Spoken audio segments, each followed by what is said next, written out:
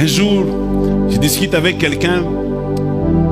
Pendant qu'on discutait, je parle de mon petit frère. Vous savez, mon petit frère, chaque fois,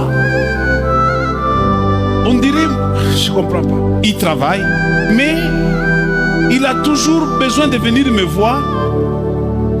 Quand il y a match de football, c'est moi qui dois payer son billet de football. Quand il a besoin de carburant, c'est moi qui dois acheter son carburant. Tous ces besoins-là, ils viennent toujours vers moi. À un moment donné, je commençais, sans le lui dire, je commençais à me plaindre. Je dis, mais ce petit ici me prend pour qui? Lui aussi, il a l'argent, non? Mais cet homme m'a révélé quelque chose. Il m'a dit, pasteur, c'est parce que tu n'as pas l'occasion d'avoir un grand frère. Si tu as un grand frère, tu auras comme l'impression qu'il faut qu'il te prenne en charge.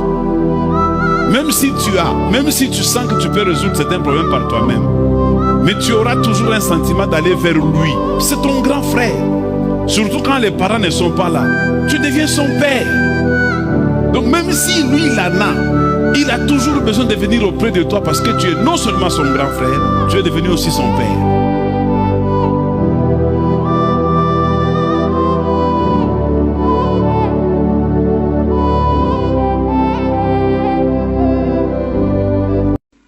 J'aime beaucoup ce passage.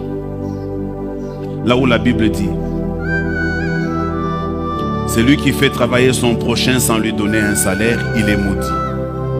Et Dieu dit, je ne vous ai pas appelé en vain. Je vous ai appelé afin que vous puissiez travailler pour moi et l'ouvrier mérite son salaire. Et puis il ajoute en disant, un soldat peut-il entrer dans l'armée à ses propres frais? Soldat, s'il entre dans l'armée, c'est le gouvernement qui dispose des bottes, la tenue, les munitions et les armes.